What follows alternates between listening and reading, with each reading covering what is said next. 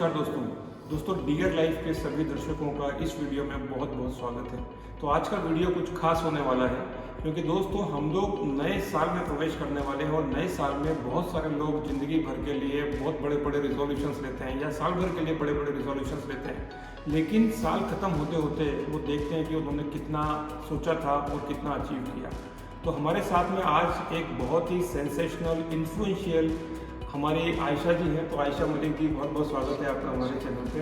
तो आयशा जी ने मुझको बहुत ज़्यादा इन्फ्लुएंस किया। वो इन्फ्लुएंस इस तरीके से क्या, मैं बताता हूँ आपको कि मैं अक्सर जिम में आता हूँ और जिम में आकर के थोड़ी वेट लिफ्टिंग करता हूँ, थोड़ा सा ट्रेडमिल करता हूँ और बाकी की जो एक्सरसाइज होती है वो करता हूँ। लेकिन मैंने देखा, ये ऑब्जर्व किया कि वहाँ पर जितने भी लोग जिमिंग करने आते हैं उसमें से कुछ लोग ऐसे होते हैं जो बहुत ही सीरियसली करते हैं। तो जिस तरीके से मैंने जिस जुडिशियसनेस के साथ में आयशा जी को देखा जिमिंग करते हुए और बाकी चीज़ों को देखते हुए, तो इनसे काफ़ी ज़्यादा प्रभावित हुआ, बहुत इन्फ्लुएंस हुआ। और शायद मैं ही नहीं, मेरे जैसे और भी बहुत सारे लोग जो जिम आते हैं वो इनसे इन्फ्लुएंस होते हैं। तो मेरी इच्छा हुई कि मैं आयशा जी से बात करूं। तो आयशा जी ने मुझे काफ़ी सारी बातें बताई जो मुझको बहुत अच्छी लगी और मुझको लगा कि ये चैनल पे जितने भी आप सब लोग हैं, आपके लिए भी ये चीज़ें बहुत काम की हो सकती हैं। तो आयशा जी, शुरू करते हैं आपके साथ बातचीत करना। तो बताइए। शुक्रिया कि आपने मुझे इस काबिल समझा कि मैंने इन्फ्लुएंस किया आपको। Thank you very much. तो पहली बार आपको देखा तो मेरे को लगा कि ये शायद कोई कॉलेज वाली, कोई स्कूल या कॉलेज जाने वाली लड़की होगी। I'm 38 year old। या ये 38 ईयर ओल्ड, ये पता नहीं था मुझे, लेकिन अभी तक नहीं पता। नहीं, मेरे तो प्रपोजल क्या है। अच्छा। तो मैं शायद बहुत पीछे रह गया प्रपोज करने में। क्या बात है। तो कभी कभी दोस्तों ऐसी पर्सनालिटीज़ होती है कि उनको देख करके उनकी उम्र का पता ही नहीं चलता। खासकर जब आप किसी महिला के बारे में या फीमेल के बारे में बात करते हैं तो उनके लिए तो ये बहुत बड़ा कॉम्प्लीमेंट होता है। तो पता नहीं आयशा जी को कितने सारे लोग कॉम्प्लीमेंट देते होंगे। तो ये ट्रांसफॉर्मेशन कैसे हुआ और एक इस तरीके से यहाँ तक कैसे पहुँची आयशा जी, समझने की कोशिश करते हैं। तो आयशा जी, सबसे पहले हमारे दर्शकों को छोटा सा आपका जो परिचय हो सकता है वो बताइए कि आप कहाँ से हैं, परिवार में कौन कौन है, उसके बाद में फिर आगे चलते हैं। मैं एक बिजनेस वूमेन हूँ और मेरी फैमिली में मेरे फादर और मेरी सिस्टर्स हैं। मदर की लास्ट ईयर डेथ हुई है। और इसके अलावा मैं वर्क फ्रॉम होम करती हूँ, फुल टाइम बिजनेस वूमेन हूँ मैं। तो एजुकेशन वाइज मैंने अपना BSc किया है माइक्रोबायोलॉजी में और MBA किया है मैंने वेल स्पेशलाइजेशन के साथ, और साथ में MA ज्योग्राफी भी किया है क्योंकि मुझे ये जो कल्चर, हेरिटेज, इंटरनेशनल अफेयर्स, इन सब चीज़ों में बहुत इंटरेस्ट है। तो वो मेरा पैशन है ज्योग्राफी। तो ये बस एक छोटा सा इंट्रोडक्शन है मेरा। अच्छा, ये बताइए, बहुत सारे लोग जिमिंग स्टार्ट करने के बारे में सोचते हैं, तो आपके मन में ये ख्याल कब से आया है? हमने आपकी जो पुरानी फोटो देखी जिसमें आपका शायद 80 kg के आसपास था। हाँ जी, हाँ जी। तो ये कैसे हुआ? Okay, fine. तो मैं वैसे हमेशा से ही ऐसी ही रही हूँ जैसे आप देख रहे हैं, और मैं कभी मोटी थी नहीं, बट मेरा जो वेट था वो 60 kg के आसपास ही रहा है। कॉलेज में भी मुझे पता है 59-60, इससे कम मेरा वेट नहीं था। तो बस 2012-13 से लेके आई गॉट मैरिड इन 13। उसके बाद ऐसा नहीं कि उनकी शादी होके बेफिक्र होके मेरा वेट पुट ऑन हुआ, पता नहीं, धीरे धीरे करते करते जब नेक्स्ट टाइम चेक किया तो मेरा वेट 67 kg था। मुझे बॉदर नहीं किया क्योंकि दिखता नहीं था। उसके बाद फिर 72 हो गया, एक बार चेक किया तो तब मुझे शौक लगा। 2019 की बात है, मैं जयपुर में थी। उस वक्त मुझे लगा कि कुछ करना चाहिए जी। और कुछ करना चाहिए सोच सोच के हम लोग बहुत टाइम निकाल देते हैं। जैसे आपने कहा कि न्यू ईयर का रिजोल्यूशन, तो मुझे लगता है कि इसको तो नेशनल ड्रामा घोषित कर देना चाहिए कि 1 जनवरी से मैं अपना फिटनेस का ये शुरू करूँगा या करूँगी, और कसम खाता हूँ। तो ये एक नेशनल ड्रामा होना चाहिए मेरे हिसाब से। ये ड्रामा मैंने भी बहुत बार किया है। और सच बताऊँ ना, तो जो सबसे बड़ा ट्रांसफॉर्मेशन हुआ है मेरा, वो लाइफ का सबसे बड़ा ट्रांसफॉर्मेशन है। मैंने कई सारी सक्सेसेस लाइफ में देखी, प्रोफेशनली, एकेडमिकली, और मैं हमेशा से अच्छी जगह पे रही हूँ करियर वाइज भी। लेकिन ये मेरी ज़िंदगी की सबसे बड़ी सक्सेस इसलिए है क्योंकि यहाँ पे मैंने अपने आप के ऊपर जीत हासिल की है। हमारे अंदर के जो डेमोन्स होते हैं जो कि हमें आगे नहीं बढ़ने देते, हर वक्त हम कसम खाते हैं नहीं अब मुझे वेट लूज़ करना। जब मैं 72 kg की हुई तब मैं लिटरली रोई थी। I was in Jaipur in hotel Rajputana palace. वहाँ पे मैंने अपना वेट चेक किया था, मेरा सिर घूम गया था और बैंगलोर आते ही मैंने कीटो स्टार्ट किया था। कीटो 3 महीने तक किया, कुछ मेरे पहले वाले कपड़े फिर से आने लगे and I was so happy.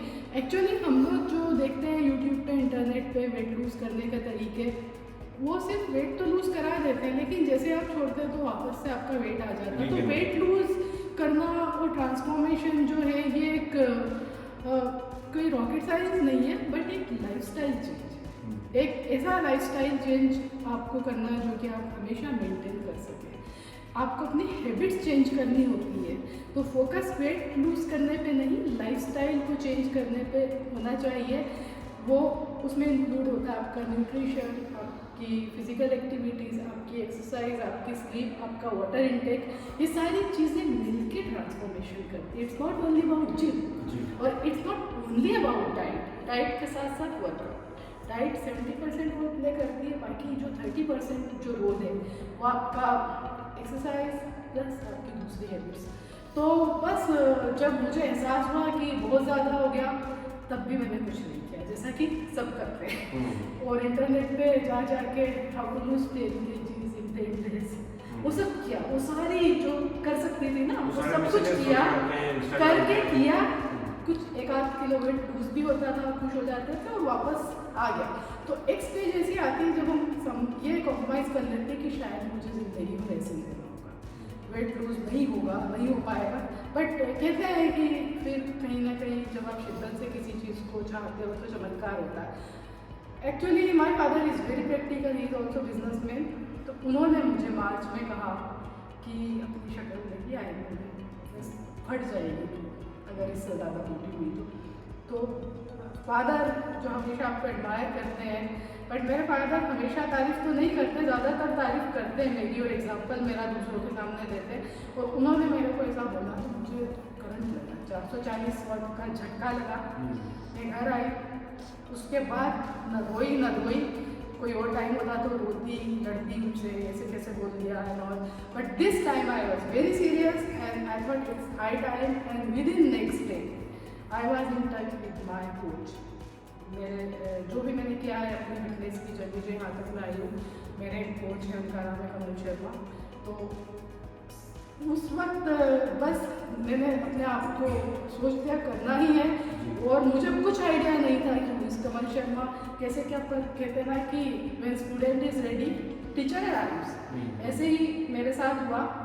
मैंने उनसे बात की, उनके साथ इन्वॉल्व किया और अपनी जर्नी स्टार्ट की।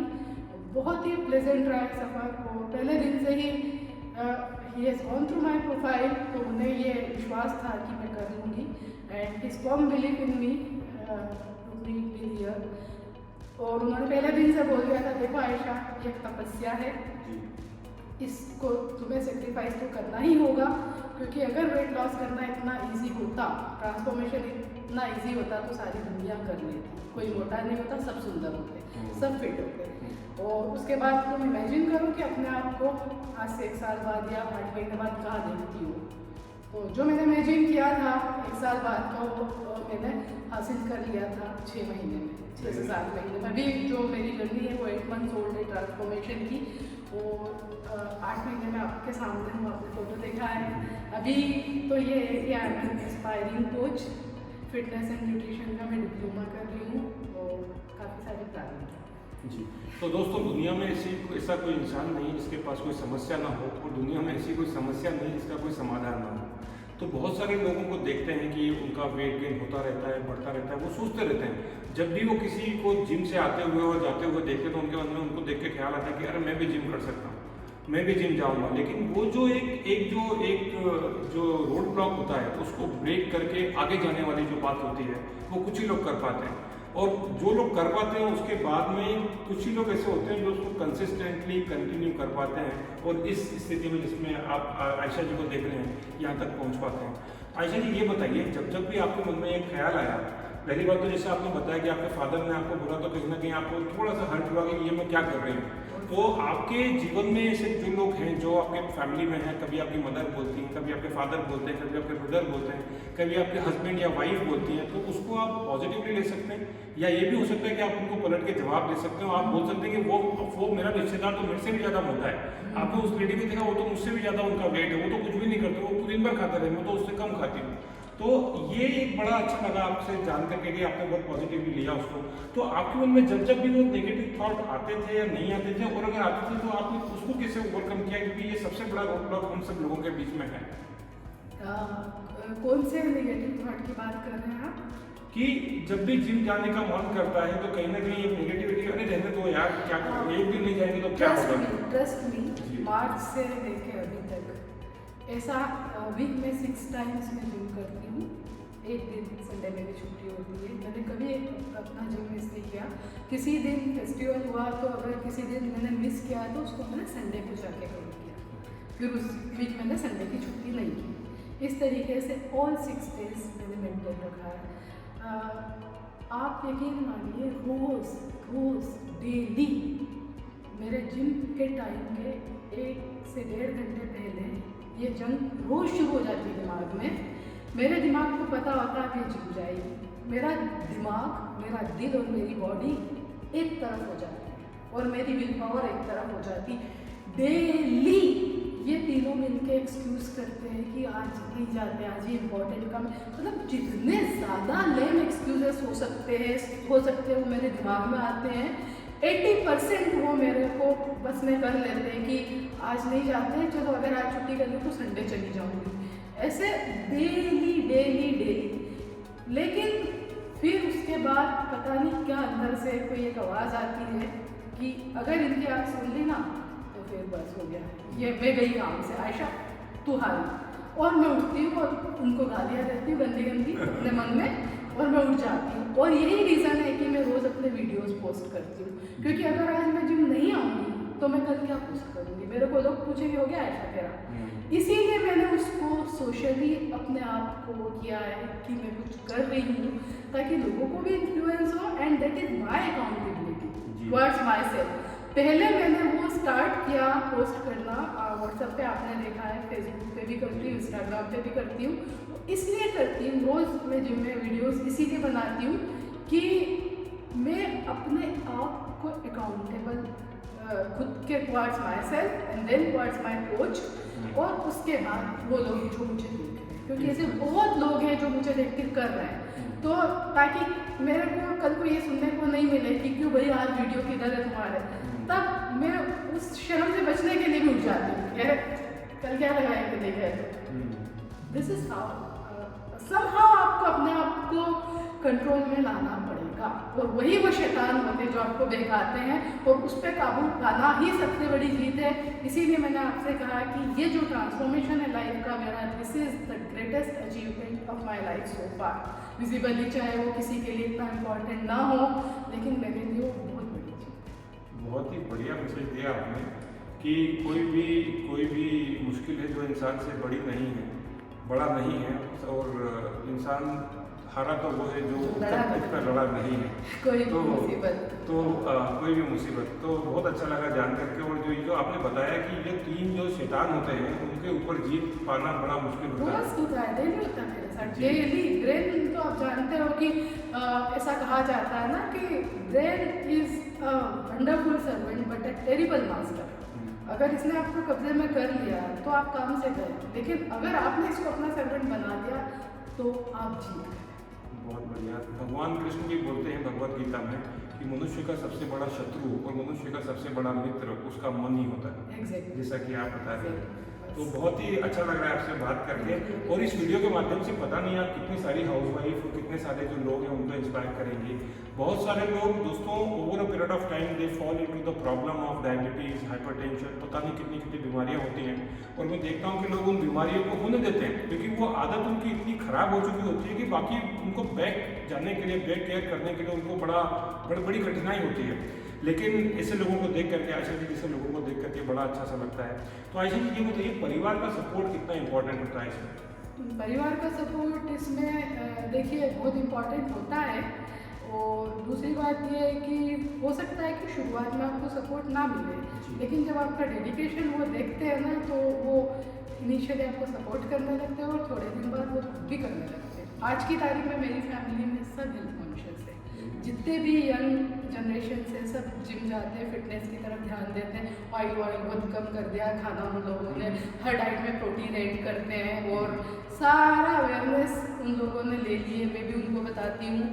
और अभी फिटनेस की तरफ एटलीस्ट मेरी फैमिली का तो पूरी तरह से वो है, ध्यान है। मेरे हस्बैंड पहले से हैं फिटनेस में, तो वो तो जिम हमेशा जाते हैं और हमेशा ही रहते हैं। लेकिन धीरे धीरे बोलते थे मैं मोटी हो गई हूँ, ध्यान नहीं रहती थी। बाद में भी देखती थी यू आर जेलस, तो इसलिए से बोलते हो तो वो नहीं छोड़ दिया था। But now he is also very happy. तो देखिए वो कहते हैं ना आसमान को धरती पे लाने वाला चाहिए, झुकती है दुनिया झुकाने वाला चाहिए। तो आपको अगर आप कुछ चेंज करना चाहते हो तो आप खुद उसके लिए एग्जाम्पल दीजिए, जरूर फॉलो करें। बहुत ही शानदार। तो आयशा जी ये बताइए जो नए जो बच्चे होते हैं जिम ज्वाइन करते हैं बहुत सुपर एक्साइटेड हो जाते हैं, है ना? तो जिम जब आप ज्वाइन करते हैं तो ऐसी कौन सी चीज़ें हैं जो आपको नहीं करना चाहिए? क्योंकि मैं खुद भी मतलब मैं जिम जाता हूँ लेकिन मैं बहुत ज़्यादा सिस्टमेटिक और ऑर्गेनाइज तरीके से तो नहीं कर पाता हूँ, लेकिन कोशिश करता हूँ कि जो मेरा पैटर्न है उसको मैं रेगुलर रूप से फॉलो करूँ। क्या नहीं करना चाहिए इसके बारे में बताइए। एक्चुअली देखिए एक्सरसाइज तो साइंस है, पूरी तरह से साइंस है ये। एक्सरसाइज जो लोग आते हैं वो सिर्फ वेट रिड्यूस करने के लिए या बॉडी बिल्ड करने के लिए, तो उन्हें पहले ये समझना होगा कि ये एक विज्ञान है। इसको आपको अंडरस्टैंड करना होगा कि जब तक आप स्ट्रक्चर्ड वर्कआउट नहीं करोगे तब तक आपको उसका फ़ायदा नहीं होगा। आपकी बॉडी के अलग अलग मसल्स ग्रुप होते हैं, जैसे कि आपकी अपर बॉडी, उसके बाद लोअर बॉडी, आपके लेग्स और ये सेंटर पार्ट। तो दो दिन आपको एक पार्ट को वीक में ट्रेन करना होता है। रिकवरी के लिए आपको 48 आवर्स का टाइम देना होता है। अगर आप वेट लूज़ करने आए हैं और आप सिर्फ कार्डियो कर रहे हैं और खाली कार्डियो से कुछ नहीं होगा, आपके मसल्स लॉस होंगे।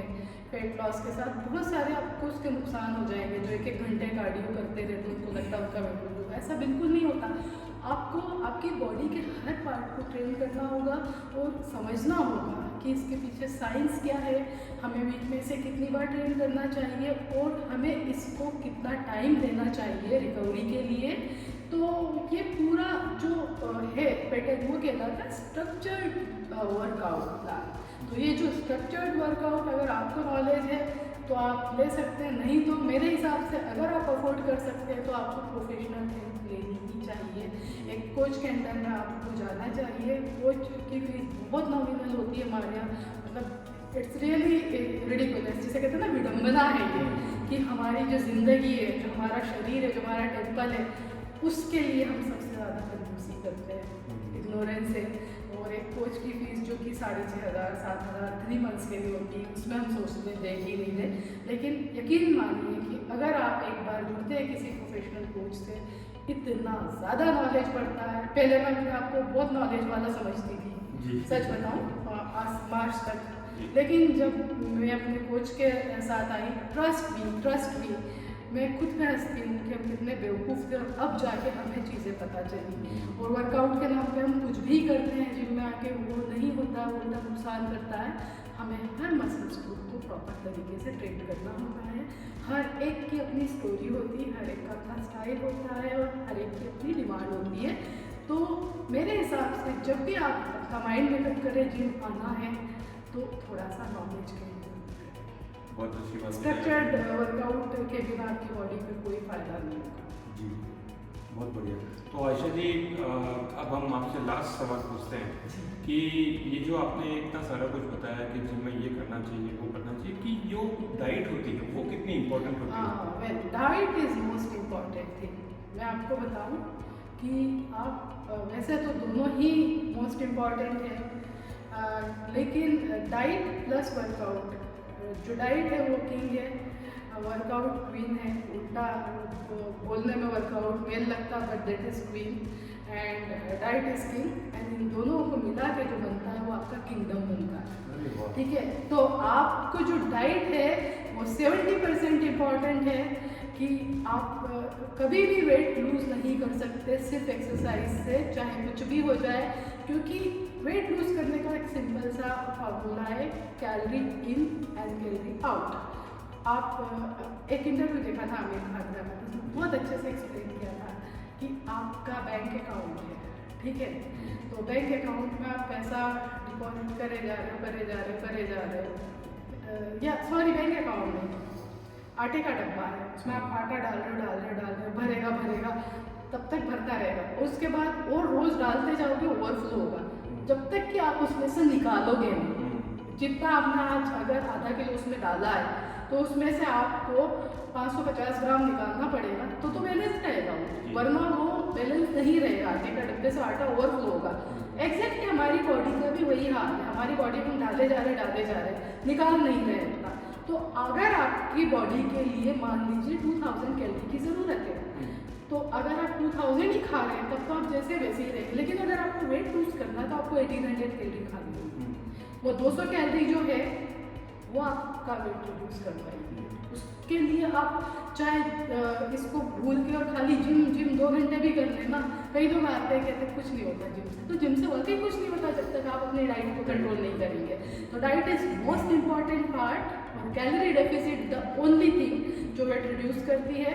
साथ में आपकी स्लीप बहुत ज़रूरी है, 6 से 8 घंटे आपको सोना बहुत ज़रूरी है। जैसे मेरे को 7 आवर्स में हो जाती है मेरी रिकवरी बॉडी की, और इसके अलावा पानी पीना बहुत ज़रूरी है, 4 से 5 लीटर पीजिए आप उसको, कुछ भी चाहे जहर लगे तो भी पीजिए, ये मुझे पीना ही होगा।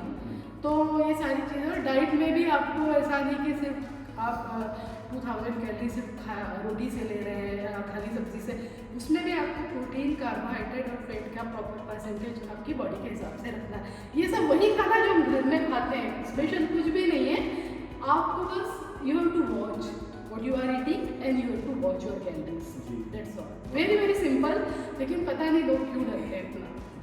It's not at all complicated. तो दोस्तों ये जो एक प्रक्रिया होती है कि जब आप कंटिन्यूसली इंटेक लेते हैं और जंक फूड और पता नहीं क्या क्या खाते हैं, तो आपकी बॉडी में एडिपोज टिश्यू जमा हो जाते हैं। आपने देखा होगा साइड में मसल्स निकल आते हैं या टायर निकल आते हैं, टूटा है टायर, तो ट्रेन के टायर की बात नहीं कर रहे हैं। तो इसलिए क्या होता है, अच्छा खासा फिगर अगर किसी लड़की का या किसी लड़के का है तो वो बेडॉल होता चला जाता है। जब तक आप उसको कंज्यूम नहीं करेंगे, प्रॉब्लम कंजम्पशन से नहीं है, लेकिन उसको आप बर्न आउट कैसे करते हैं या नहीं करते हैं, वहाँ दिक्कत होती है। तो हमारे समाज में सबसे ज़्यादा जो इग्नोर होती है वो हमारी जो मदर्स होती है, सिस्टर्स होती है, जो फीमेल्स होती हैं, सबसे ज़्यादा इग्नोर होती हैं। वो अपनी हेल्थ को जी भर के कॉम्प्रोमाइज़ करती है ना। टाइम से बच्चे के लिए खाना बनाना है, हस्बैंड के लिए टिफिन बनाना है, ये करना है, वो करना है, जो वर्किंग वूमेंस है वो भी। तो उनके लिए आप क्या बोलना चाहेंगे आशा जी? मैं ये बोलना चाहूँगी कि आप थोड़ा सा नॉलेज गेन करिए, अपने आप को एनलाइटन करिए कि न्यूट्रिशन क्या है। और आपको जैसा कि मैंने बताया 70% न्यूट्रिशन का रोल है, 30% में आपका एक्सरसाइज आता है, प्लस आपका स्लीप आता है, प्लस वाटर इंटेक आता है। स्ट्रेस आपको नहीं लेना है, चलो वो एक अलग चीज़ है, इंसान का दिमाग है तो स्ट्रेस हो ही जाता है, उसे छोड़ देते हैं। फिलहाल कहते हैं ना one time step at A time. तो आप अपना नॉलेज न्यूट्रिशन को लेके बढ़ाइए, और साइंटिफिक न्यूट्रिशन की मैं बात कर रही हूँ। I am not talking about to follow each and every video on YouTube, क्योंकि ये एक साइंस है, कैलोरी डेफिसिट क्या है और वो सब आप थोड़ा सीखिए, न्यूट्रिशन साइंस थोड़ा आप सीखिए। बस जैसे ही आपका थोड़ा नॉलेज बढ़ेगा आपको पता चल जाएगा कि आप कहाँ पे गलती कर रहे हैं। अगर आप ये सोचते हैं कि फ्रूट्स खाना बहुत अच्छी चीज़ है और ड्राई फ्रूट्स खाना बहुत अच्छी चीज़ है, सोच के मैं एक कटोरी भर के बादाम और काजू खा जाया करती थी। बाद में मुझे रियलाइज़ हुआ कि मेरी बॉडी का जो कैलोरी इंटेक है वो तो 1800 कैलोरी या 2000 कैलोरी एग्जाम्पल के लिए, और 1000 कैलोरी तो बैठ के मैं एक कटोरी काजू ही खा गई थी। और मैं क्या सोच रही थी, हेल्दी है मेरे लिए, है ना, ये सोच के मैं खा गई। पानी को छोड़ के हर चीज़ में कैलोरी होती है, तो वो मेरे को बस मेरी तो एक्चुअली कैलोरी वो खाने के बाद से 1200 ही बची थी, जो मेरे को थोड़ा थोड़ा खाना खा लेना था सुबह शाम। तो हमें मालूम ही नहीं होता है कि हम क्या गलत कर रहे हैं, और वो तब तक करते रहेंगे जब तक हमें नॉलेज नहीं रहेगा, है ना। पोहा लाइट होता है, सोच के हम बहुत सारा पोहा खाते हैं, उसमें बहुत सारी कैलोरी हम खा जाते हैं, और बहुत सी ऐसी चीज़ें। वेट में लाइट होता है भाई, कैलोरी में तो हेवी होता है वो भी। बहुत बढ़िया। तो दोस्तों इन बातों का ध्यान रखना बहुत ज़्यादा ज़रूरी है। और नया साल आने वाला है तो आप जल्दी से कमेंट बॉक्स में कमेंट करके बताइए कि आप नए साल के ऊपर क्या चाहते हैं, अपनी हेल्थ कैसी हो। क्योंकि अगर आप स्वस्थ होंगे तो आप सोच के देखिए कि अगर आप स्वस्थ होंगे तो आप बाकी लोगों की केयर कर पाएंगे। स्पेशली जो हाउस वाइफ हैं, जो महिलाएं हैं, जो माताएं हैं, बहनें हैं, उनसे मेरी एक रिक्वेस्ट है या अपील है कि आप ध्यान दीजिए। तो नए साल पर आयशा जी आप हमारे दर्शकों को क्या बोलना चाहते हैं? मैं यही बोलना चाहूँगी, बात नए साल की तो नहीं है, ये बात हमेशा की है ना। तो हमें अपनी बॉडी, सिर्फ एक ही बॉडी होती है। घर भी आपका दूसरा बन जाता है, एक घर है तो दूसरा बन जाएगा, एक कार है पुरानी हुई तो उसको बेच के आप नया लेंगे, लेकिन बॉडी सिर्फ एक ही होती है। वो कभी भी एक बॉडी चाहती है तो दूसरी नहीं आती है। तो आपको सबसे ज़्यादा जो केयर करना है उस चीज़ की करना है जो आपको दुनिया से जोड़ता है, जो आपको अपने रिश्तों से जोड़ता है, जो आपके समाज से जोड़ता है, वो है आपकी बॉडी, जिसको आप सबसे ज़्यादा इग्नोर करते हैं, जबकि आपको सबसे ज़्यादा समय देते हैं। तो मेरे हिसाब से सही नॉलेज गेन करके वो अपने आप को हेल्दी बनाने का एक संकल्प नहीं लेना, उसको फॉलो करना। बहुत बहुत धन्यवाद आयशा जी, बहुत अच्छा लगा हमारे चैनल पे आए। तो दोस्तों आप बताइए कि आपको ये वीडियो कैसा लगा, कौन कौन सी ऐसी चीज़ें हैं जो आप अपने अंदर आपकी जो डेली रूटीन है उसमें आप इम्प्रूव करने जा रहे हैं, और नए साल पे आप अपने लिए क्या रेजोल्यूशन ले रहे हैं, और नए साल पे ही उसको कंटिन्यू कंसिस्टेंटली आप करेंगे। बहुत बहुत धन्यवाद वीडियो को देखने के लिए। आयशा जी आपको बहुत बहुत धन्यवाद हमारे दर्शकों को इन्फ्लुएंस करने के लिए, और ये सारे अगर मेरा वीडियो देख के एक बंदा भी इन्फ्लुएंस होता है तो मैं समझूंगी कि ये शेयर करना वर्थ है। और साथ साथ भावना जी को भी धन्यवाद, बड़े कंसिस्टेंटली वो रिकॉर्ड कर रहे हैं। Thank you so much.